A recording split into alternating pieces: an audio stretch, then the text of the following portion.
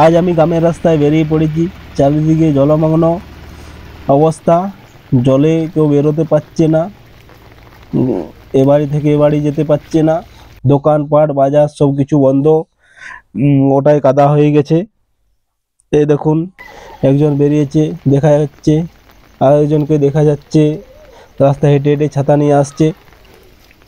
তো আমি কিছু ব্যক্তির সঙ্গে কথা বলবো, তাদের কি অসুবিধা, এই জলে চাষবাসের অবস্থা কীরকম রাস্তায় ঘাটে সেটা নিয়ে তুলে ধরবো আমি।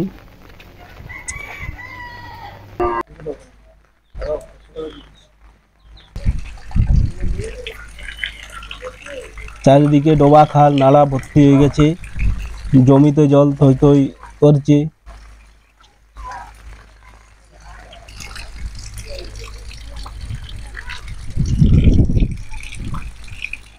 এই যে বৃষ্টি হচ্ছে কালকের থেকে, বৃষ্টিতে কি অসুবিধা হচ্ছে? আপনাদের চাষবাসের কাজ চলছে?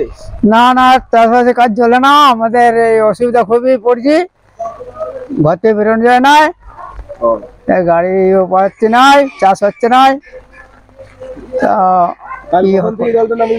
কাল মোটামুটি সকাল ওই 10টার সময় নামিয়েছে জলটা, একবারও বন্ধ করে না। সারা রাত বৃষ্টি, একটানা বৃষ্টি চলছে।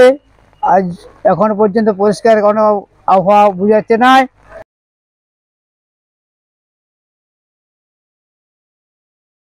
রেনকোট দেখতে পাওয়া যাচ্ছে, এটা কিসের থেকে বানিয়েছে, কে বানিয়ে দিয়েছে? এটা আমি বানাইলাম, ঘরে চ্যালেঞ্জ করলাম। হ্যাঁ, চ্যালেঞ্জ করার পরে নিজেই যুক্তি পরামর্শ করে নিজেই তৈরি করলাম যে ভিজবো, কেউ রেনকোট নেই তো। তাহলে বস্তা আমার ছিল, প্লাস্টিকের বস্তা ছিল, ওই বস্তা নেওয়া হলো, দিয়ে কেটে নিজে তৈরি করা হলো। করার পরে জল, এত জল পড়ছে যেতে পারছি না মাঠ, এটাই করা হলো। তারপরে মাঠ বেরোলাম। হ্যাঁ, এবার দেখ, কদিন ধরে বৃষ্টি পড়ছে?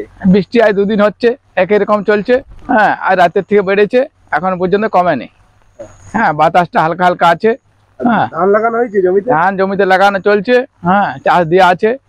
এই কোদাল নিয়ে বেরিয়েছি, এবার দেখি কতদূর কি করা যায়। এই বৃষ্টির মধ্যে স্কুলে যেতে পারছেন না? আজকে আমাদের পরীক্ষা ছিল, আমরা গ্রুপে হেডমাস্টারকে কমেন্ট করলাম যে স্যার আজকে এত বৃষ্টিতে পরীক্ষা দেওয়া যাচ্ছে না। আমাদের সব ক্লাসের ছেলেগুলোই করেছিল।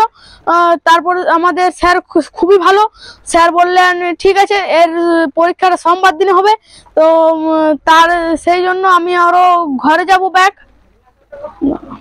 কোন স্কুলে পড়াশোনা করেন? আমি ভোলা হিরাপুর নেতাজি সুভাষ হাই স্কুলে পড়ি, আমার 7ম শ্রেণী।